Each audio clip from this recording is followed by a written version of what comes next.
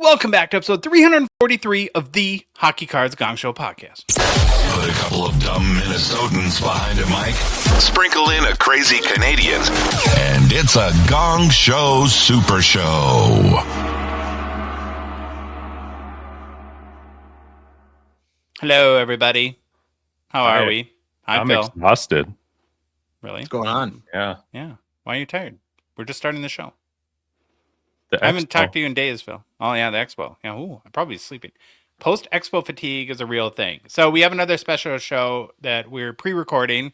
We're before the expo because we're actually in real time on our way back from the expo right now. And so, yeah, so we got a special show today. Again, want to do just a general sponsor thank you for this one because it's basically one conversation we had today. So, again, we have a great group of sponsors. Want to shout out Slab Sharks. Oh, we will be live tonight, though, on the Slab Sharks live show. It's a banger. Like, for U.S. consigners, probably the biggest auction. Oh, my God. Yes. No, you have to tune in. You have to tune in. I thought it was last week, but it's now, right? Yeah, today. Yeah. Got to So- tune in. Monster cards. 8 o'clock Eastern, Gong Show YouTube. I hope to see you all there. And then, of course, Mint Inc., who was amazing this week and helped us so much with Rip Party and everything around the expo. And then, of course, GP Sports Cards, a grant from GP Sports Cards, and our good buddy Enzo Ferrari at Private Collection Insurance. All amazing people, all amazing companies that we literally could not make this show without them. So our hearts are so grateful for their support. Before we get started, one last reminder that this show, the Hockey Cards Gong Show podcast, is a Patreon podcast. What that means is we rely on the support of listeners like yourself and watchers like yourself to help us cover our show expenses, produce more and what we hope to be better hockey card content. And then when we recover, to do more initiatives to help the hobby grow, like Rip Party, where we're counting down already to Rip Party 3, Louis. Yeah, the clock starts now for next year. Tick, tick, tick, tock. It's very easy to support our show. You can do it for as little as $5 a month. Join our $9.99 support level tier on Patreon. Become a Future Watch Gonger. You get access to our Discord server where you can see Behind the Bench by Neil. Expo Mom. He's tired too. He had a lot of cleaning up to do this past week. So take it easy on him. A lot of Fireball. Why did he? Hold on. In group chat the other day, I said I would love a nickname like T-Bone. And then Neil's like, yeah, I got stuck with the bad nickname too, Expo Mom. I was like, I thought that was a good nickname. I didn't know Neil thought that was a bad name. Like, that's a great name. Well, nobody gets a good nickname. They're not fun if they're good, right? Well, I don't know. I thought that's a very flattering nickname. Mom, like gangsters are called Mom. Like, that's a good nickname, Neil. Be proud of it. Hold it proud. Hold it strong. Okay. So you can chat with Louis, Phil, myself, Neil, the whole crew there. We do stuff like 5K Challenge. We have fantasy hockey. And then you just meet great people and get to share your hobby experience with them. If you want to support us, just go to our website, hockeycardsgongshow.com. Click on the Become a Patron link at the top of the page, or go to Patreon directly, patreon.com. Search for Hockey Cards Gong Show. There's a link in the show description in both YouTube and our podcast apps and YouTube, and then our Instagram, TikTok profile too. Okay, so there's basically one topic on today's show. A few weeks ago now, Mitch Gropman, everyone knows, the famed cup collector and hardcore hobbyist and a really good guy, had reached out and pitched the idea of doing, I guess, like a debate, call it, on the concept of what is a rookie card and does it even matter anymore? Does anyone care? I don't know. It's just... It's so. Well, is this how old we are, man? Oh my God. Yeah. What is a rookie and does anyone care? Anybody can print a rookie card. Yeah. You just gotta print it in the year of his rookie card. Well, and but it is, though, there is merit to this conversation in that, because it seems pretty simple on safe value. Well, of course, what a rookie card is. But when you consider there's literally like 4 figures of rookie year cards now for key players, like there was, I think, about 1,000 or 1,200 Connor Bedard rookies. Is there should we distinguish them? Is everything just a rookie? Because there's so many, does the concept of a rookie card even matter? Well, do you add a word? I think you should add a word, right? Like true rookie. What does that mean? Well, I don't know. That's another debate. Right. What's a true rookie card? I think a true rookie card is a licensed card in the first year of that professional player. That to me is Yeah. what that means. I didn't listen to your Well, review. So I don't know. yeah, that would be 1,200 for Bedard, right? Well, Mhm. okay, Okay, well, here's that's where what the it true is. rookie card, and now That's you got me fine all then. sucked into the thing, is that like the old school definition was, well, the base part of the base set, the base card in the base set. So like technically in O-Pee-Chee Platinum, let's take Bedard as an example. The true rookie is the base marquee rookie. Yeah, I don't The believe in any of seismic that crap. gold, not a I true don't believe rookie. in true rookies. I believe Yeah, in a community agreed upon more popular rookie. Yeah. Any card, if there's 1,200 Bedard licensed cards in the first year of his professional debut, then guess what? There's 1,200 rookie cards. Now, out of those 1,200 rookie cards, which one is the most popular and carries the most money in the third party market? Sure, but like when you start making, there is no true rookie. They're all true rookies, all of them, every single one. My opinion. IMO. well, this is a great appetizer for the. It was supposed to be a debate, but me and Mitch kind of agreed. I think more than Oh, disagreed. that It was still, sucks.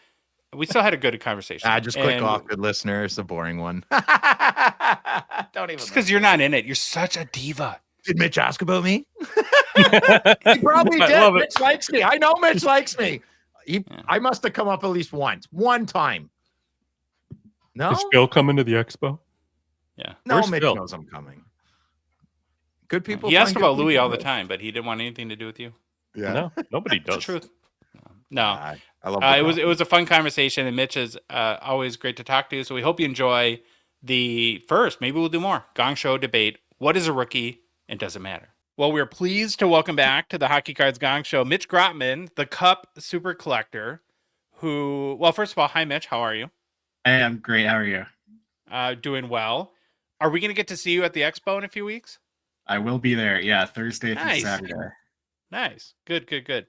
Okay, so you had reached out a week or so ago with an interesting proposition, I might ask, and had proposed the idea of a little bit of a debate.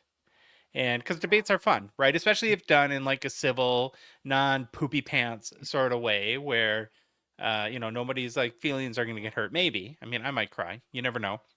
But, and you had pitched as an initial topic, and if people like it, we'll do more. The notion of what is a rookie card and does it matter, which I thought was a great topic. So do you want to maybe like start with, well, why did you think that this was a debate worthy topic? Yeah. So over the last several years, I have personally come to the conclusion that the term rookie card no longer has any meaning that is important in the context of the hobby today, and that the definition has become so blurred to the point where I can't reconcile that the designation has any meaningful significance. Okay, well, that's a big statement there. So I can't wait to dive into that. And as we were doing our little pre-planning session, I thought you had a great idea in that we should probably start by doing our best to gain consensus of what is a rookie card and even try to figure out if it's possible to define today. And so I guess I'll start with my impression of what a rookie card was, because I think that's the easy, and you can tell me if I'm wrong. You certainly have more hobby knowledge than me, but the whole concept of a rookie card, of course, in my mind, came about when at a time there was one set produced per year, and that the rookie card was the first card that represented that player, right? And so, and it's not even. I'm examining the faults of my own definition there too, where you go outside of hockey and you look at I guess it's always been problematic, right? Because most people think that the 52 tops mantle is his rookie, except for the 51 Bowman, right? Where in that case, or you talk about even in hockey where you have Gordie Howe, 1951 Parkhurst, right? We know that because World War I and World War II, that hockey sets were no longer produced.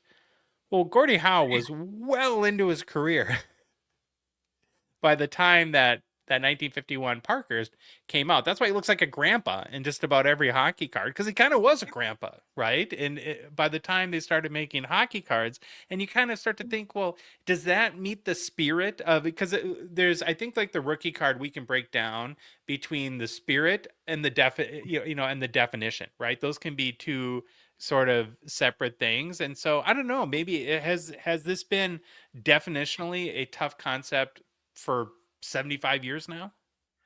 Yeah, I think so. I mean, I think you bring up a great point. I think you can look at all four major sports and find examples of the greatest, most iconic cards not fitting what it has traditionally been the definition of rookie card, at least in the vintage world, where it would be the first appearance at the highest level of competition on a trading card. So you pointed out the 52 Mantle. In basketball, you can look at the Jordan Fleer 86 that came out several years after his rookie year, and also after the Star Jordan card, which Yeah. is oversized and it did not come out of traditional packs as we think of them, but neither did tobacco Well, now cards. Hulk Hogan, even going outside of sports, right? We always thought of the Sure. 85 tops as his rookie, and then you find out that there's star cards of him too, right? Going Yeah, back. and you can even look at football cards. Many of Brady's best rookie cards, he's pictured in the University of Michigan jersey, and then even in hockey, the Wayne Gretzky rookie card, he's pictured wearing a WHA jersey in his second season in the WHA. So it's hard to come up with a definition where any of these cards could definitively be called rookie cards, even though we treat them that way. I mean, the Wayne Gretzky one, he's pictured in his second year of professional hockey in the WHA Oilers jersey, which does not look like an NHL jersey. And then it's his first NHL year, but he's not pictured in an NHL jersey. So none of those fit into a definition of rookie card. And even the O-Pee-Chee one came out after the Topps one. So it's hard to. And the O-Pee-Chee And that's one's the both. more valuable one, which is kind of Yeah. counterintuitive. Now, do you put the whole, because where I've heard people that have way more hobby experience than me is that you often hear this sort of that the base set component too, like well, where I would amend what I've heard to exactly what you said. It's the first appearance at the highest level of competition, and it's their base card. So like for instance, if there was like a Wayne Gretzky rookie in the set, and then also like a league leaders or Calder Trophy winner card or something like that, that the base card would be considered the rookie card. Is that your classic understanding of how rookie cards have been defined as well? Yes. Okay. So, and then that gets even murkier today, where because those cards tend to be the least significant too. But to get back to your point though about the WHA jerseys, well, that kind of also eliminates most of the early '90s, where you have iconic Hall of Fame hockey players like Nicholas Lidstrom or Teemu Selanne, who are in Team Finland or Sweden World Junior Championships, or a bunch of Canadian players as well, like Scott Niedermayer, right? Isn't that his rookie in the Team Canada from the W? That's what Upper Deck was doing in the early '90s. Yeah. That wouldn't fit your classic definition either, would it? No, it would not.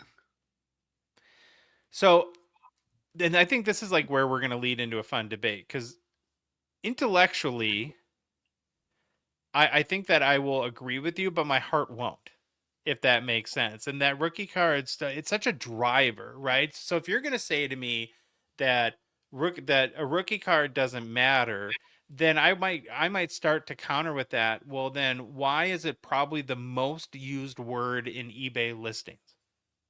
Yeah, so my argument, I'm not going to argue that it doesn't matter in the sense that it drives value to cards, because obviously it does, probably more than anything. However, what I am arguing is that it no longer has a significance that should be celebrated by the hobby.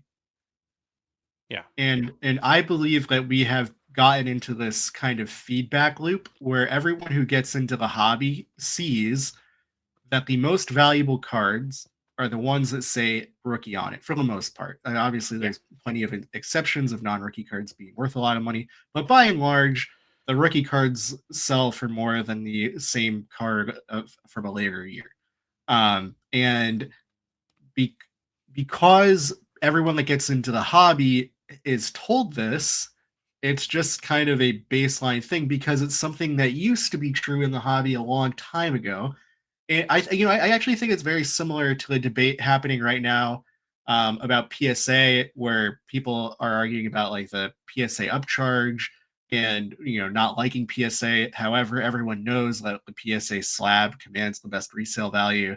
It's almost like this circular thing, and I think that same thing is happening with rookie cards because I would contend that in the viewpoint of the hobby right now, the hobby just considers a rookie card definitionally to be any card that says rookie on it, or Young Guns, or Future Or Watch. from the like in a case of Bedard, if it's from a 23-24 set, that would Not become... even, but no, I would even argue that that's not true either. So we didn't see any kind of drop off in pricing from the 24-25 stature set that included 23-24 branded Yeah, but see cards. that's where Upper Deck gets weird though, because they print on the back of the Bedard 23-24, so they're muddying the water a little bit Yeah. there by saying it's a dual rookie class, so that actually the 20 rookies from the 23-24 class you should consider 23-24 cards, and the next batch you should consider 24-25, but the box says 24-25 on it. Yeah, and to me that is not compelling. However, the hobby finds it compelling because the resale on the 23-24 Bedard stature cards is in line with what you would expect his other rookie cards to sell for. I think I saw Bedard auto patch out of 3 that said rookie on it sell for 5,000 US. And obviously if it was a 24-25 card, it would sell for significantly less than that. And I think you can actually go back in time and see a much more obvious example of this. So if we look at the Jack Eichel Cup RPA that came out in 2015-16 when Leaf/ITG had the exclusive license to Jack Eichel's autograph. So they Upper Deck in 2016 released a Jack Eichel Cup RPA out of 99 with a patch and no autograph. And that card today sells for between, I think I saw a sale in February for $67 at auction at that card. And then in 2018-19 Cup, they released an updated version of the exact same card, except it had an autograph on it. And that card routinely sells for $700 to $1,000 US. Even though it's it's a reprint with an autograph on it. And it came out 3 years later. On the back, it does say 2016, even though it was obviously not printed then because they printed a different Jack Eichel card at that time. But just minor clarify, it would be 2015, right? Well, we released in 2016. Okay. For the 2015-16 season. Got you. Okay. Yeah. I don't know. Part of me wonders, Mitch, if this is a huge product opportunity for Upper Deck, because we're going to focus mainly on hockey and really all sport card companies, because like where I would agree with you, here's where I say I agree with you and I don't. Okay. Where I would agree with you is like, I'm kind of, as I get more experience and I start to learn more about the hobby, I've wondered in the past year, it's like, it's funny that the Cup True RPA on the base list out of 99 is the most valuable Cup rookie card, where in my mind, it's like, I would probably rather have the limited logos because it's game used material versus a photo shoot. It's bigger patch. But the dark are all game used. Well, and that's my counterpoint, right? Yeah. And so Upper Deck took the step of engineering, of product design, right? Of actually making a concerted effort to make the Bedard Cup True RPA special, by including game used memorabilia and then doing you can have your opinion on the crazy case thing, but protecting the sanctity of the memorabilia at least within that, or making an attempt to. And that is actually an example of a creating a true cup rookie card. Now that is special in the case of if you're looking myopically at the cup, right? Where what I don't get is like, you know, the McDavid. I don't understand why you would pay somebody spent $250,000 on that card at one point, you know, during the pandemic. I get it, but whereas he's Yeah. wearing a photo shoot jersey, it's like, how is that a piece of hockey history? You know, where I think there is a distinction with the Bedard. Yeah. Well, so I'm gonna respond to that with another question. By what definition of rookie card is the Connor Bedard Cup RPA a rookie card? By the whole base set kind of thing, but it No, gets is a Mario Lemieux 0506 Cup base card a rookie card? no. Why? Well, because his rookie card is the 1985, 86, either Tops or O-Pee-Chee. But so why? But like, why couldn't I say the same thing about Bedard with his Young Guns? Yeah, well, okay. So is the point that you're making is that now that Upper Deck produces what up to 35 sets a year, Yeah. that there is no one singular rookie card. There's just a whole blob Well, of, well, and even the Bedard thing, wasn't there, quote unquote 1,500 unique cards that came out of 23, 24 sets that everyone selling on eBay will slap rookie on it. yeah. So the Bedard Cup RPA is not even amongst the first 1,000 Bedard cards that were made, Fair. and it was not released during his rookie season. Yeah. And so that makes me ask, why is it significant? And if you say it's his first cup card, but why is the, and maybe Mario Lemieux is an extreme example because he had already debuted 30 years ago. What if we say Patrice Bergeron, whose rookie year was the previous year? That's Patrice Bergeron's. Patrice Bergeron has a base card in 0506 Cup. He had only played one season, and that's his first Cup card. So why is the Patrice Bergeron not a rookie card? In my opinion, it's only because that card doesn't say rookie on it. And to me, that's all the hobby cares about. And I think if Upper Deck wanted to, and they decided to call 0506 Cup like a triple rookie class or something, and they made Patrice Bergeron the exact same card, but it says rookie on it, the card would be worth, 50x what it sells for today. So are you saying that based on that, like, let's go back to the Bedard example, Yeah. that his truest rookie would be a card I don't like, but it would be the SP1 from series 2023-24 series 1, right? The Easter egg card, because that was the first pack pulled card. Now, does it have to Yeah. be pack pulled, or is it a redemption from MVP that came Yeah, out early? so I was gonna say, like, but by a lot of definitions, most players like true rookie card is probably their MVP rookie card.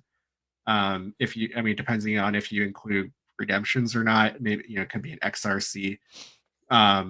But ultimately, my bigger point is that the idea has become obfuscated to the point where I don't think you can create a definition that works for what a rookie card is without having a ton of exceptions beyond, and this applies to modern cards, anything that says rookie or a subset that is implied to be a rookie subset, such as Young Guns or Future Launch. Yeah.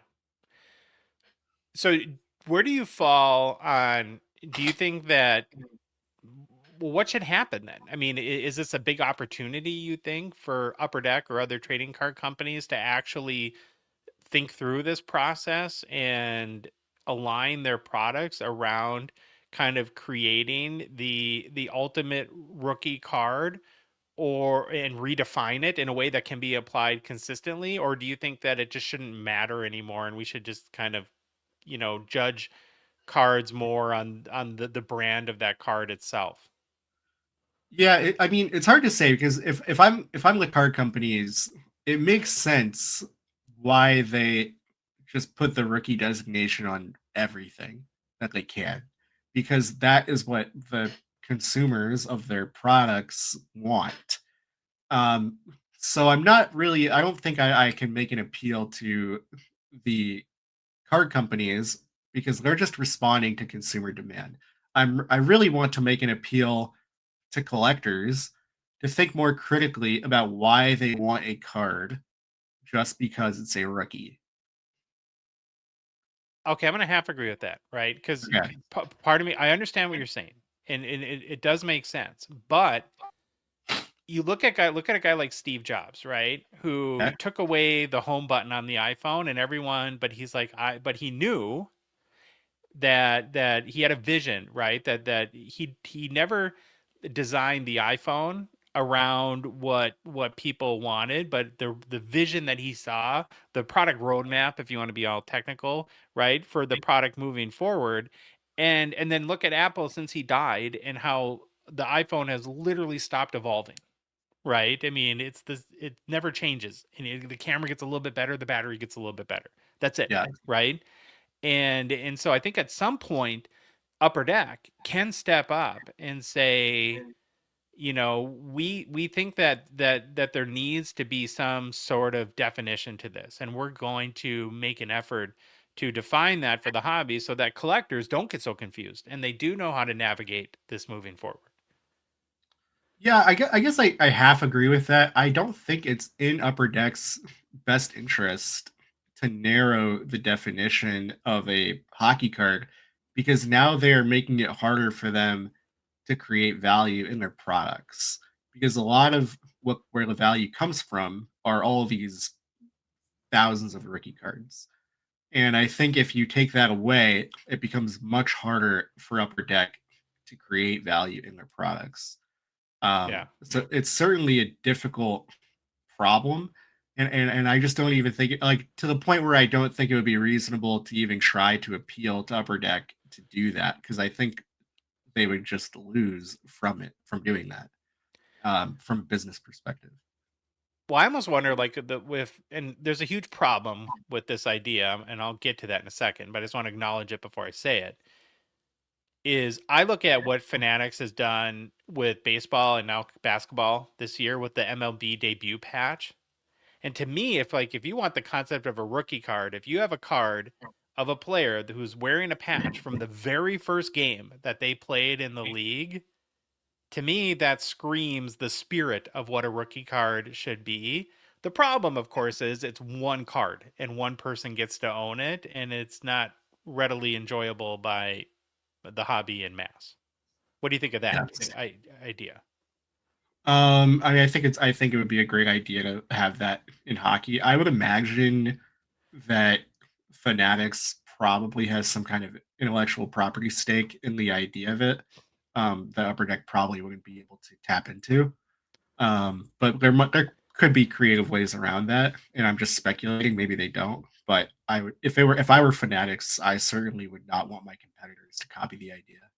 Yeah. Well, they have a logistical advantage regardless because they make the jerseys in baseball. And so they can sew the patch onto the jersey and then get the Yeah. patch off of the jersey and they also have the license for the trading card. So it's a very, there's I hate using buzzwords, but synergy there to that Mhm. where their Upper Deck would have to involve their competitor in a way in Yeah, order to achieve that. I think that would be very difficult for them. Mhm. But in your mind though, does from a modern sense, knowing Yeah. that no trading card company is going to go back to releasing one set a year at this point, No. is that almost the penultimate sort of expression of what a rookie card could be? Is having a piece of memorabilia from the very first game that player played in? I think so. It's just you have a big accessibility issue with that. But philosophically, I think it's a good idea. I do think Upper Deck probably has been the worst perpetrator of obfuscating the term rookie card, because I think they've made it basically impossible for collectors, new collectors, I should say, to understand what is and is not a rookie card. And I know, a lot of people could say, oh, well, they should be, they should like, do their research. But if I'm a new collector and I see a Connor McDavid Young Guns outburst, how would I know that that's not a parallel of the actual Young Gun and it's a reprint? Because it looks exactly the same. They use the same image. And a new collector might not know that Young Guns outbursts are a new set, so they wouldn't even know to think that Upper Deck might have reprinted the card like the exact same way, but with that parallel. Well, almost the worst example of that is the exquisite 0304. Beautiful card that we all love, but they all look the same. So how do you tell the Brock Faber rookie versus the 7th OV tribute rookie of that? Yeah, exactly. Yeah, and to me, that is like the biggest foul that Upper Deck has committed in this space is reprinting tributes. So like you can look at the 0910 exquisite Gretzky LeBron tribute, which is a huge 5, maybe, I don't know, like I know there's maybe 6 figures at this point. And then they reprinted that card and they make one out of 10 with a practice Oilers jersey. But they've already made the card. They made it again. And so now everyone who has the 1 out of 25 probably felt like that, well, this devalues mine, even though if you look at the market, that card is not. I think that happened with a clear-cut Young Guns auto tribute too, where there's 2 McDavids. Isn't there something like that? Where I might be speaking out of turn, but I'm not sure. You could be right. I don't know that specific case. You're not a clear-cut expert? What? I'm not. I don't think I've ever ripped it or owned a clear-cut card. Yeah, well, and I think Upper Deck though has learned. I think there has been a left turn from that approach, and we're starting to see. Part of the issue that Upper Deck has is I think there's 2 things that have one issue that's confused this for everybody, and then another issue in just how their processes work. The first thing is that a lot of collectors like myself who, listen, I loved sports cards as a kid, but then I got out of it, and then the pandemic sucked me back in, and here now I'm a podcaster, right?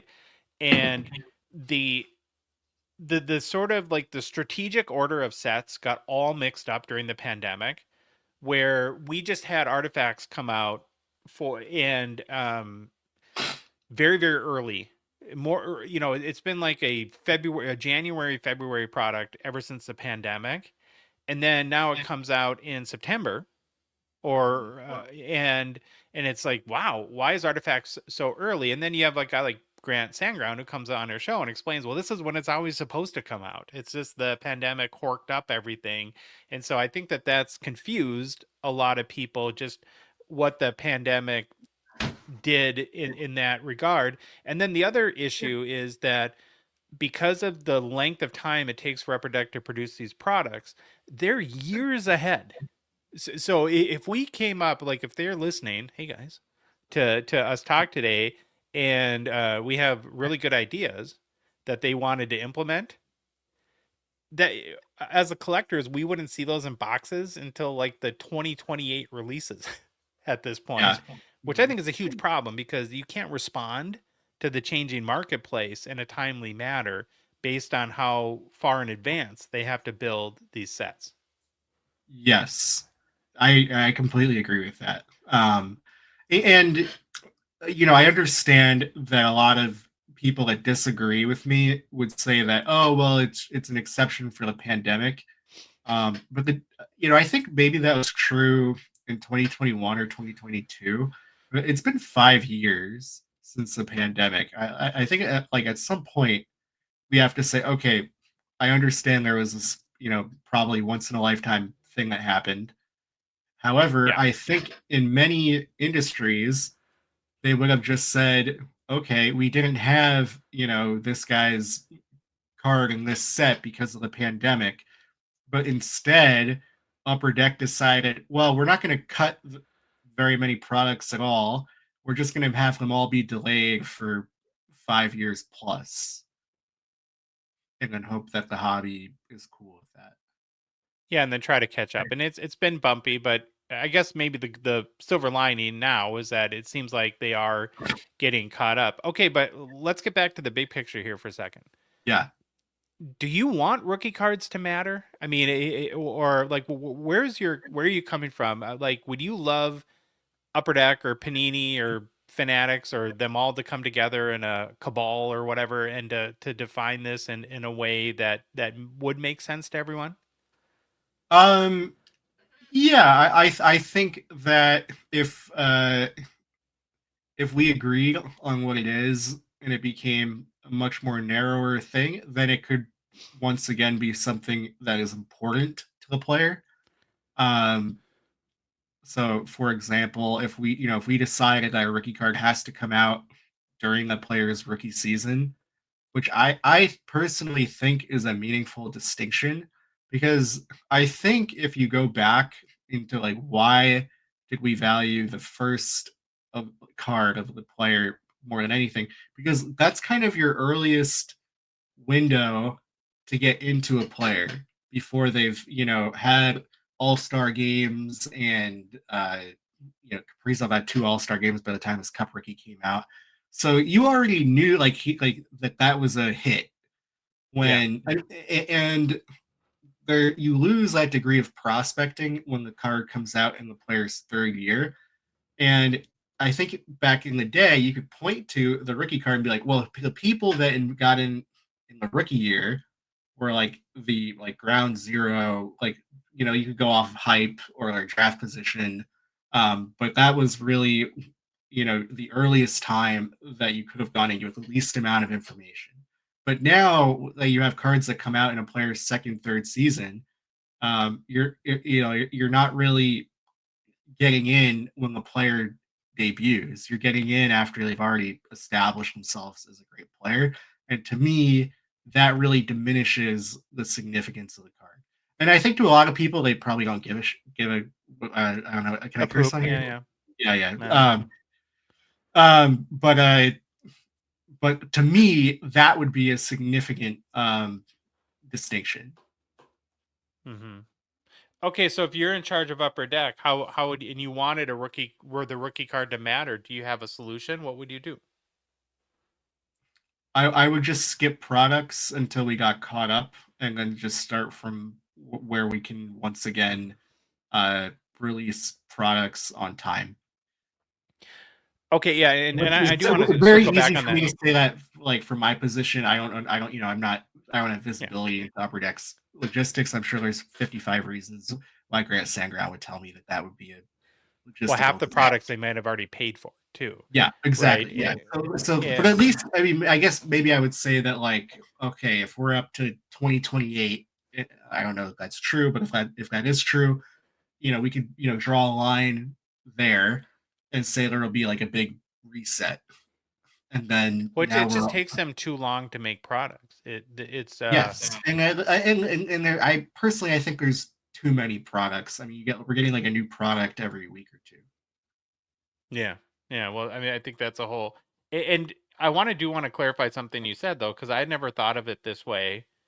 But it is interesting that it sounds like you're saying that the calendar day or year of when that card is, I can hold it in my hand, is almost more significant than the date printed on the back of the card, right? So you want if I want to get a Ivan Demidov rookie card that Yeah. that it should be available between October 1st and April 3rd, whenever the season ends, right? The end of March or early April of next year. And that should be the rookie window for that player. Yeah, and I would even extend it to like before the first game of the following season.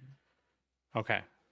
So I And think then you Upper can, Deck would have to get all their sets in that. yes, Now you're a big cup guy, yeah, and we know that. Now, what you're saying too is that, we started part of this conversation about, being the first card. And, I think Upper Deck views the cup as sort of like the penultimate set of the year for, the biggest, the best, the flashiest. And so, does that contradict your logic a little bit by saying even if it is within that time frame that we just talked about, should the biggest rookie card be the last Yeah. set of that Well, year? when you say penultimate, what would be bigger than cup? Well, nothing. Well, That's the doesn't intention of it. penultimate means second to last? I don't know. I'm dumb. Oh, I thought it meant the it's- best. Oh, Maybe I did the biggest. My okay, semantics okay. aside, Yeah, so I misunderstood. Sorry. All the right, ultimate, the ultimate, I yeah, should said okay. ultimate. Okay. Okay, got it. Sorry, can you repeat the question? I can.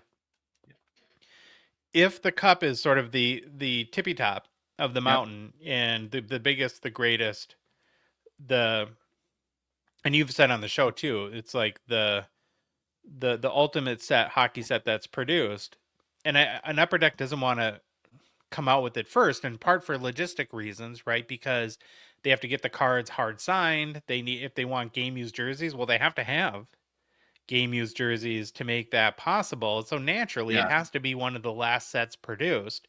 Sure. But where we started this conversation was kind of by saying that ideally it's the first representation of that player. So how do you reconcile those two principles, right? Where you really can't make the cup the first set, but it's supposed to be the most prominent rookie card.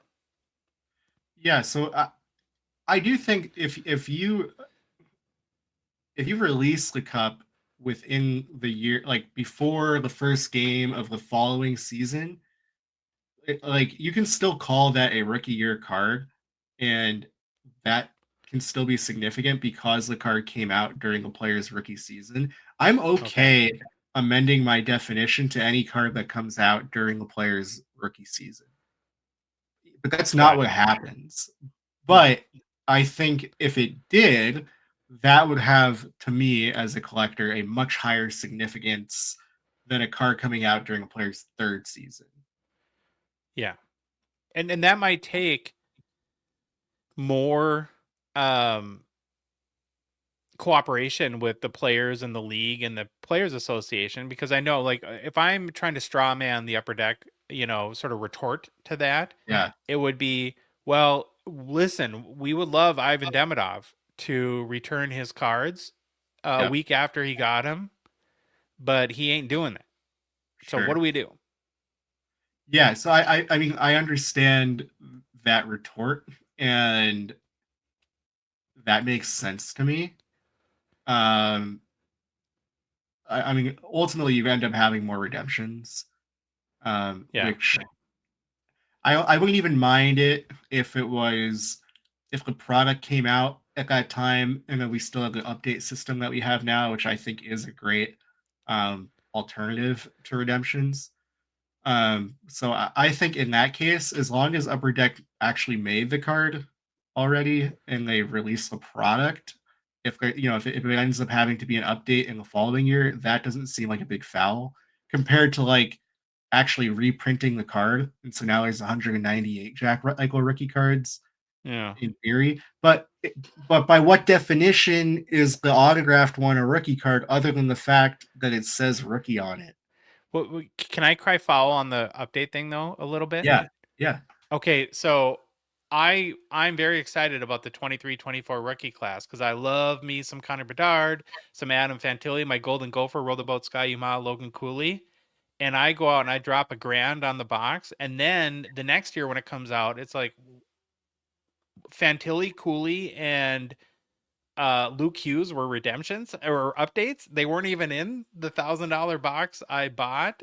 Yeah, so but for that, I would say the Upper Deck would have to do a much better job of communicating these things. Like I took a lot of issue when they released the Kaprizov Year of Cup, and they totally avoided sharing any pictures of the Kaprizov cards until the release, which I thought was lying by omission by not letting people know that the Kaprizov autographs would all be stickers until the product actually came out. So you have all these people investing, they buying the Minnesota pre-ordered or something like that at a huge premium. and then all those people ended up getting sticker autos, which we know do not command as much. So I took a lot of issue with that. I don't think it's impossible for Upper Deck to say, hey, you know, Demidov didn't get his cards back. He's going to be an update prior to the release of the product. Mm-hmm. Yeah, I don't know. You know, we're speculating based on the fact that we don't have a view behind the curtain. Maybe Upper Deck held out to the last minute and thought they were getting the cards back and then had to sticker them because they didn't. But what they didn't do, to your point, is they could have disclosed maybe before the product was released or offered people a refund that had Yeah, well, maybe pre-ordered or something like that. because they I still put out the preview with a bunch of you know like a ton of cards from the product, but they didn't include any Kaprizovs, which even though he was the biggest rookie in the class, which is obviously very strange. And to me, the only rational explanation is that they didn't want people to know before release that it was a sticker. Yeah, understood. Okay, so let's say I buy into your argument full stop. And I Mhm. say rookie cards no longer matter to me. I'm Yeah. unfazed. Yep. Right. Well, then what does matter at that point? If a card being a rookie card is no longer significant anymore, Yeah. then what is the if I'm a Kaprizov collector, in your mind, what is the ultimate Kaprizov rookie to or not or card to have, not rookie, just card. Yeah. So uh, I mean, all right. I for Kaprizov specifically, I you know because I don't touch that type of like the most modern players. I don't really like collect any of them. So I would be ignorant to what Kaprizov's best card would be in my mind. However, Okay, I understand that, but yeah, let me amend my question to something because we can't change the past, right? We can't go no, back of course, and yeah, redesign what happened 5 years ago. Let's talk 24-25, right? yeah, And we don't know how any of these guys are going to be good. So if I came to you and I said, Mitch, I'm a big Ivan Demidov or I'm a big Ryan Leonard fan, what's the one card I should buy this year that you think 15 years from now the hobby will generally recognize that as the most significant card? in this hypothetical, the hobby agrees with me and rejects the importance of rookie cards as they are today. Yeah. It would probably be whatever his first like auto patch that's game used and on card would be. I think that would be a pretty significant card. It could also just be uh very like rare cards of importance. It's hard to say because I can only go off What if of it's the gold outburst 101 like what or yeah. the I, I, red I even? don't I don't really want to tell people what is important or what they think what I think they should think is important because like my entire collection is just based on what I personally think is important. And I can share like how I arrived at the things that I think are important, and then people can agree or disagree with that. Within the scope of that, I decided well, I can't come up with a reason why I should care about having rookie cards in my collection. Well, okay, so here's where I'm gonna kind of agree and not agree with you and maybe well, I think it's mainly agree, but I want to give an observation too because this is Yeah, I've gotten to know a lot of through this show a lot of people in the hobby. What I've observed well, first of all, to your point, one man's opinion does not a history make, right? So it's like opinions are like a-holes, we all have them. Your opinion, my opinion in the grand scheme of things doesn't matter. But here's where I have observed something. So when I meet people like yourself or Jeremy Lee or like the Grant Patterson, the most diehard kind of in some cases visible collectors in the hobby, yeah, none of them seem to be into rookie cards. no, And so I wonder if there is something to that, right? It's like once you get past the glitz and glam, the shiny new toy of collecting, and you start to and you decide this is my extracurricular passion in life, and you dedicate yourself to learning it, understanding it, meeting people, learning from them, it seems like you sort of graduate out of Young Guns and out of rookie cards entirely. And then what I found is like most people at that ilk tend to collect like second year, that are game used patch autos, or like in the case of like Grant Patterson, who's very into shields, but he doesn't collect rookie shields. He collects, Yeah. legend shields or veteran shields. And, I think there can be a lot of reasons for that. First thing is rookie collecting is incredibly speculative. The we all kind of fall into this, or many people fall into the trap of, like the Demidov fever, right? The odds that when you look at like the players that drive the hobby, like the top 10 players, the odds that anyone in the 2024 class is you have to be like a top 10 all-time player is so negligible that it's probably not going to happen. So we convince ourselves that these guys are all going to turn into Mario Lemieux. And the reality is, with the rare exception, they're not. Right. And so I Yeah. think that's one reason. And then maybe the other reason is what you're talking about, where it's become so muddy, the whole concept of a rookie card, that maybe you sort of move past that in a way. I don't know. What do you think? Yeah, I think you make a great point. I don't think it's a coincidence that me, Grant, and Jeremy all collectively do not really care about rookie cards.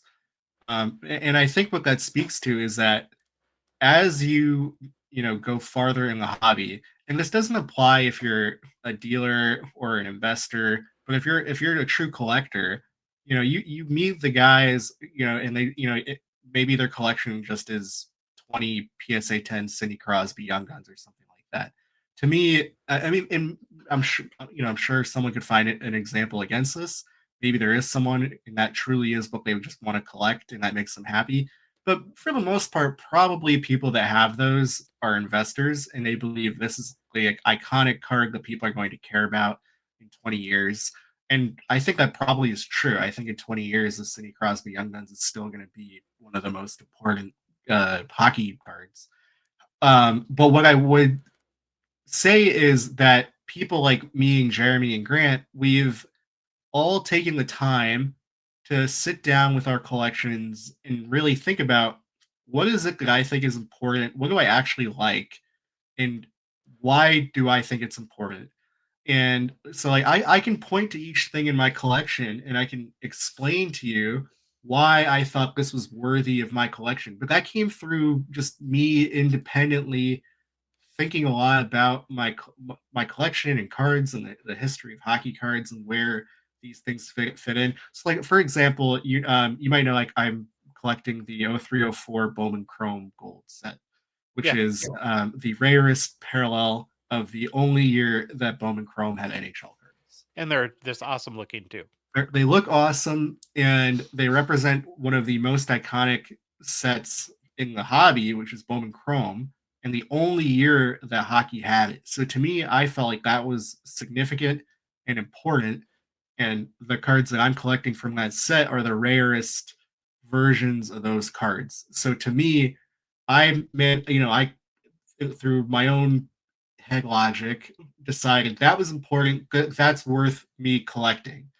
And I don't think, I'm not doing that because I think one day everyone's going to wake up and say, holy shit, Bowman Chrome hockey is going to be the next PMG or whatever. Maybe that happens. I don't have an expectation of it. But I've managed to decide for myself in a way that I can rationalize what I think is important. And I do the same thing with 0506 the Cup.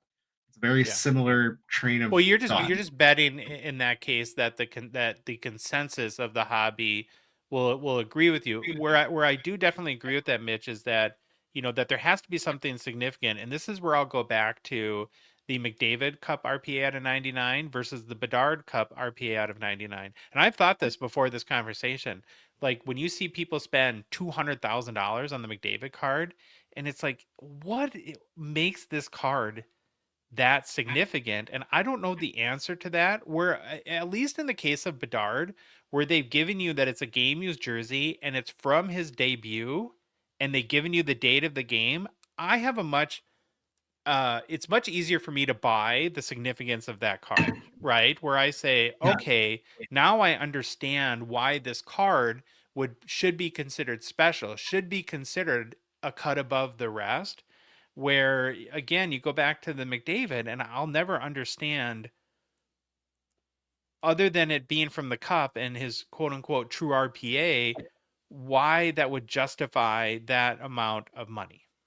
Yeah, so I think you're onto something, but I'll disagree with you a little bit.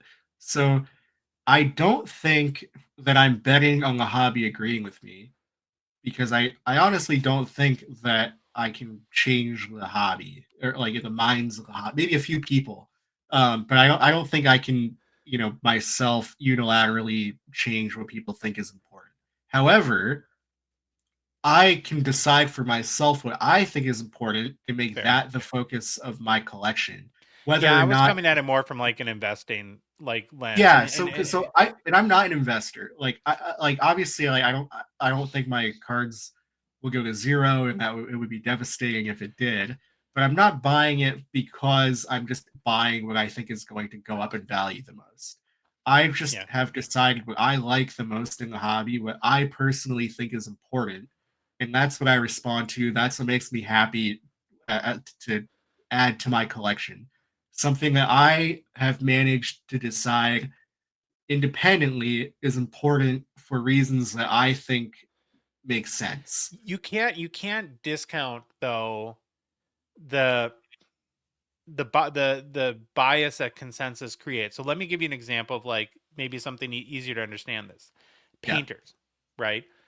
Why are Pablo Picasso paintings worth so much money, right? Very few people technically understand painting to the degree where they could break it down in a way that gave a non-subjective argument as to why you should pay $60 million for a Yeah. Pablo Picasso painting versus a painting that some high school kid did as part of a project, right? And or I love watches, right? Why do people routinely pay $10,000 for a Rolex when they don't understand the what goes into the mechanics of that watch, or the timepiece, or the how it's mechanically automated?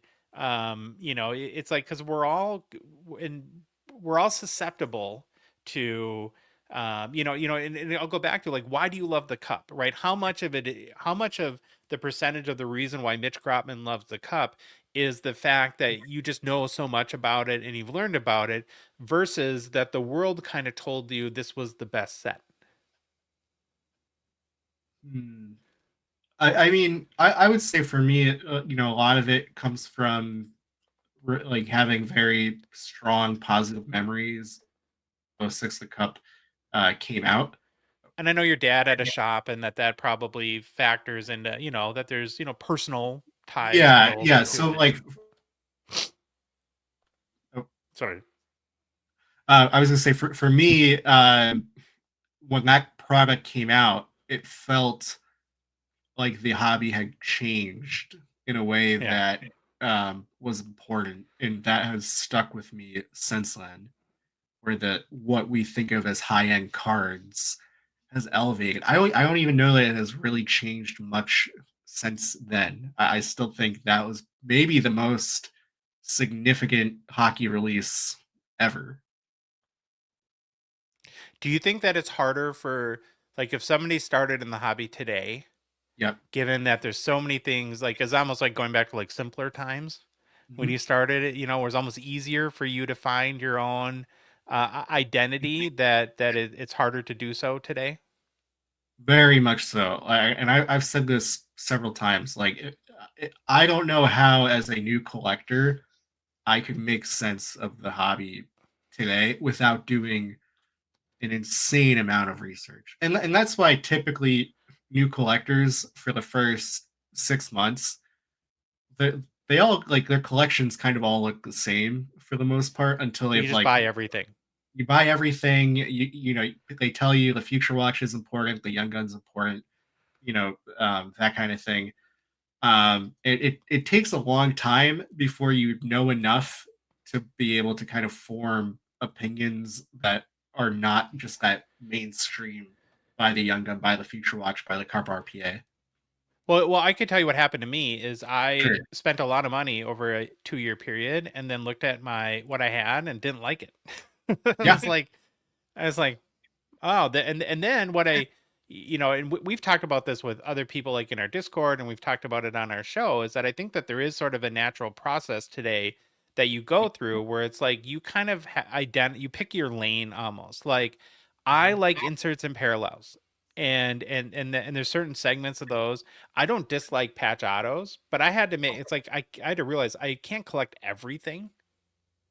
And so I have to pick what speaks to me the most and what I'm going to get the most enjoyment out of and focus my attention there. And I could evolve, 5 years from now, it might be a different, and that's part of the fun, I think, of Yeah. being in this hobby too. But you know, and is it the smartest financially to go? Well, I don't know, but I'm not in it for that anyways. I just know, and and since I did that, I've been much happier. Yeah, and I think that's a really great approach to the hobby. I would encourage everyone to respond to what they actually like instead of just what they think the best investment is. I mean, if you're in the hobby just to make money, I mean, you probably won't. If you're investing, um, but if you're a collector like you are, like I am, I think the way that you're going to enjoy this hobby the most is to just respond to what makes sense to you, what you really enjoy, and focusing your collection, not just because you can't collect everything that is cool. There's just too much. Yeah. So just having like a clear, tangible scope of what you like, and then once you've like really figured that out, then you can also know when to break that and buy something that doesn't fit in the collection because you now know what is truly a special significant card, and maybe it doesn't fit in, but it's something that makes you happy enough that that's worth breaking your own rules to let Mhm. that card in. Do you think it's important that there is a I mean, because it seems like that you're on a very individual path, right? That like you need that there is no consensus, there is no definition that makes sense. There's a million different ways you can go, but is that a limiter to growth in the hobby by not having more of here's what a rookie card is, and 80% of the hobby kind of agrees that this is the bee's knees when it comes to what that really embodiment of a rookie card is for that player. I think the hobby would be better if we had more concrete ideas of what things are. Yeah, and I think to your point, like where is that it would be very hard for Upper Deck to do that and to say it would be easier for them to say this is the rookie, but then every other set they try to sell that year, then they put themselves at a disadvantage, right? Because it's like Yeah, now. I don't think to me I don't think most of this responsibility falls on Upper Deck. I think most of it would fall onto how the hobby responds to it. But if I were to say what I would like in a perfect world for Upper Deck to do, it would be to release the card's products within the year that the player. So from Yeah. the game one of, let's just say, 25-26 season to game one of 26-27 season. So right before puck drop of that game until this one, that's your whole rookie class. Everything that's going to be a rookie card has to come out in that time frame.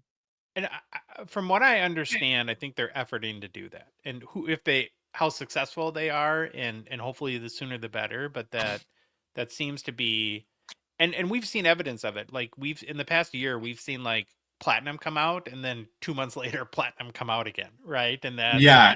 Well, we can so argue. in some ways they're efforting to do that. In other ways, like in my opinion, like the dual rookie class I can't reconcile away that Connor Bedard stature card is actually a rookie card, other than the fact that they just printed the word rookie on it. Mhm. I wonder how financially successful those are, because they did that with Clear Cut too. They did that with 23, 24 Clear Cut, and you're right. Maybe, yeah, that's I mean, that's a tough you one can for me to look because reconcile. Bedard in the same product, he has 23, 24 cards and 24, 25 cards, and It's the weird. gap between the sales is gigantic. Yeah, I mean, it's but you're many. saying distinction without a difference, almost.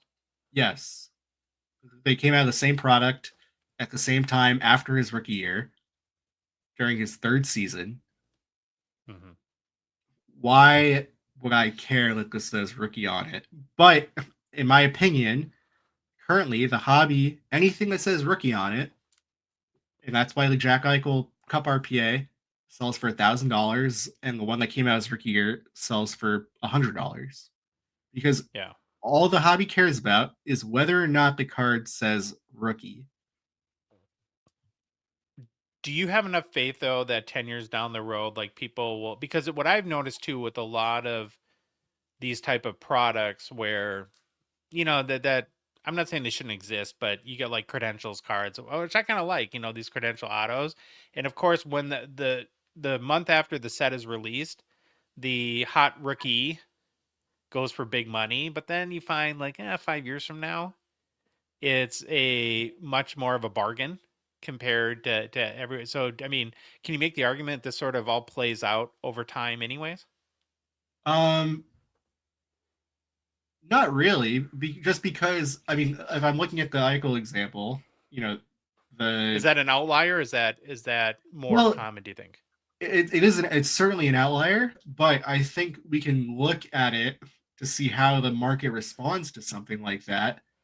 Because we don't have more examples, but we can look at what we do have to say the market does not care that this card is a reprint that came out 3 years after his rookie Or year. but does it tell you how much the market cares about an autograph? It tells you, yeah, it does tell you how much the market cares about an autograph, and it tells you how much the market cares about the card saying rookie on it.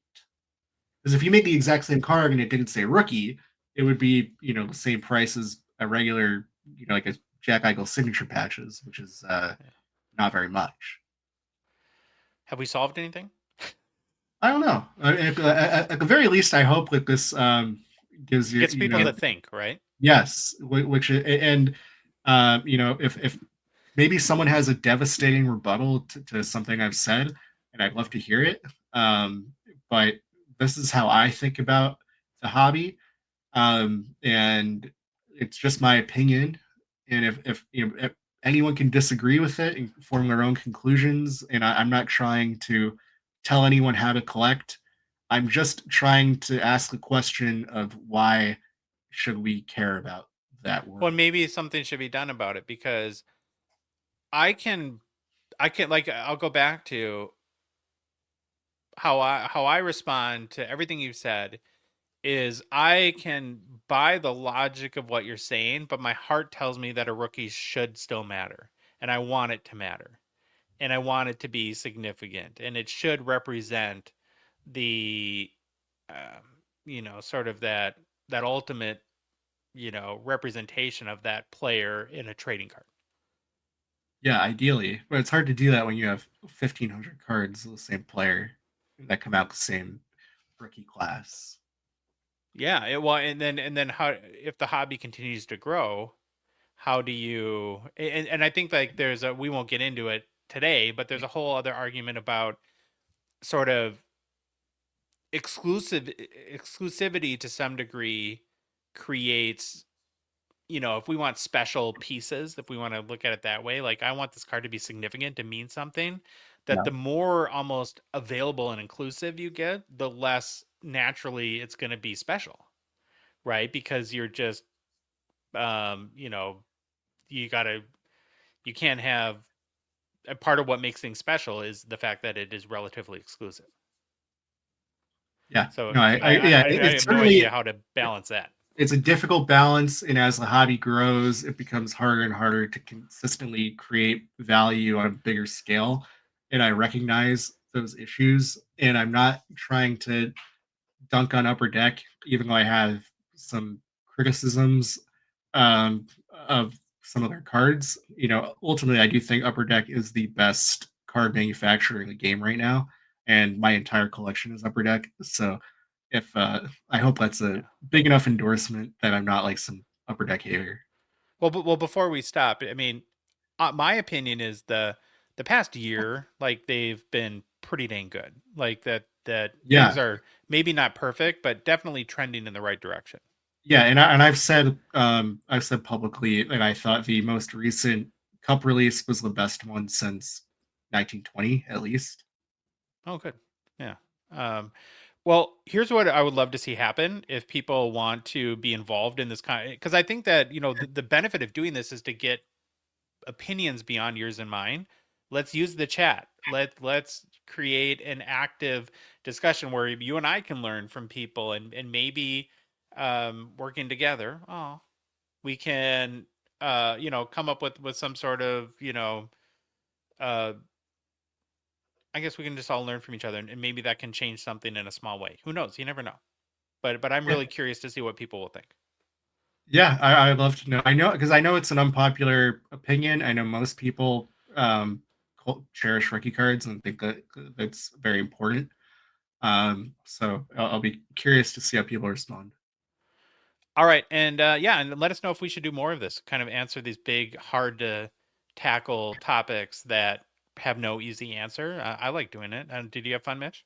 I did. Yeah, I'd be happy to do it again. All right, buddy. Well, thank you so much. I appreciate you, and talk to you soon. Yeah, thanks. Thank you again to Mitch for taking the time. And I want to do more of these, and actually some debates. And it doesn't have to be me. It could be Phil or Louie and somebody else. But if you have a passion, you want to debate something, message us, throw it in the chat. We're down. Reach out to us, and we're down to do it, because this whole thing is very fun to do. Agreed. Well, that's our show. Remember, tonight we'll be live on the Gong Show YouTube channel at 8 p.m. for Slab Sharks Live. It's a banger. It's going to be so much Big fun. cards. Big cards. We have a big card song. Get to play it. A lot. All night long. All night long. All night. Well, if you like the episode, please leave a rating, review on Apple, Spotify, whatever podcast app you listen to us on. If you love the show, who doesn't? And you want to support us, you want to chat with us on the Hockey Cards Gongshow Discord server, please consider a $5 donation. Join our out of 999 support level tier on Patreon. Link is in the show description, both Instagram or YouTube and podcast apps, on our Instagram profile, TikTok profile, on our website, hockeycardsgongshow.com. Just click on the Become a Patron link at the top of the page, or go to Patreon directly, patreon.com. Search for Hockey Cards Gongshow. We are on social media. Follow us on Instagram, Facebook, TikTok, Twitter, and YouTube. And boys, the Hockey Cards Gongshow podcast is a production of Dollar Box Ventures LLC. Baba Louie, take us out. Bye. Yo, it's the Gong Show. We're dropping the facts. Hockey cards on fire, no holding us back. Josh looking sharp, the face of the scene. Feeling pork chop pants, rocking it clean. Baba Louie in the booth, he's the man with the plan. The best producer in all the land. Gong Show Nation, let's hit the flow. It's the Hockey Cards Gong Show. Let's go, let's go. Wanna say it on show.